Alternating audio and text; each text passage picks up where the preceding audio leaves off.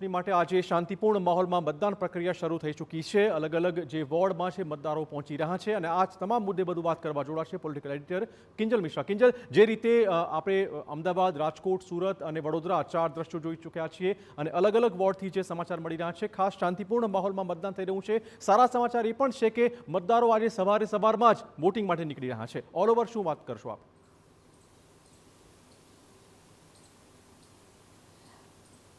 बिल्कुल चिराग, TV9 પણ સતત કેમ્પેઇન ચાલી રહ્યું છે વોટ કરો ગુજરાત, કેમ કે લોકશાહીની અંદર જે પર્વ છે એ મતદાનને એક પર્વ તરીકે જોવામાં આવી રહ્યું છે। આ વખતે ચિરાગ જોવા મળ્યું કે ભલે ચૂંટણી સ્થાનિક સ્વરાજની હતી, પરંતુ સ્થાનિક સ્વરાજની ચૂંટણીમાં હવાલા કાંડ પણ જોવા મળ્યો, હિન્દુ મુસલમાન પણ જોવા મળ્યું। તેની સાથે જ અનેક મુદ્દાઓની વાત કરવામાં આવી। જ્યાં ભાજપે વિકાસ અને ડેવલપમેન્ટની વાત કરી, ત્યાં વિપક્ષ દ્વારા કેવી રીતે વિકાસની અંદર છીંડા રહ્યા છે તેની પણ વાત કરવામાં આવી।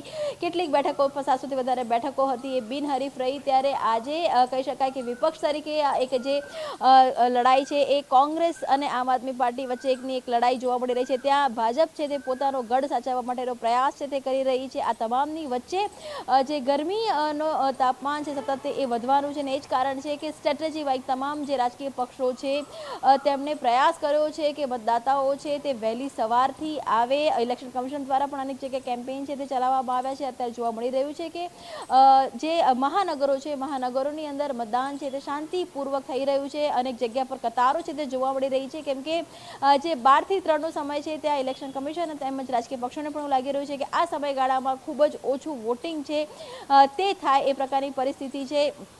ઉમેદવારો છે તમામ રાજકીય પક્ષના તે પોતાનો વોટ કાસ્ટ કરી ચૂક્યા છે।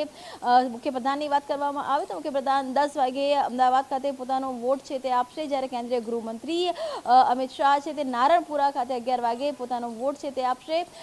તમામ રાજકીય પક્ષો એડી ચોટીનું જોર લગાવ્યું છે પોતાની તરફે મતદાતાઓને રીઝવવાનું। ત્યારે જોવાનું એ છે કે મતદાતાઓ એ આખરે કોના તરફ પોતાની પસંદગીનો કળશ જોડે છે। પરંતુ હા, વહેલી સવારથી જે દ્રશ્યો છે કે જે ગઈકાલ સુધી એવું લાગતું હતું કે ગરમીના કારણે વોટિંગ ઓછું થઈ શકે, પરંતુ વહેલી સવારના જે દ્રશ્યો એ જોવા મળી રહ્યા છે કે મતદાતાઓ એ ચાહે સિનિયર સિટીઝન હોય, યુવા હોય કે ફર્સ્ટ ટાઈમ વોટર્સ હોય, એ તમામ પોતાના મતાધિકારનો ઉપયોગ છે તે કરી રહ્યા છે। બિલકુલ, આપણી સાથે બે અલગ અલગ પત્રકારો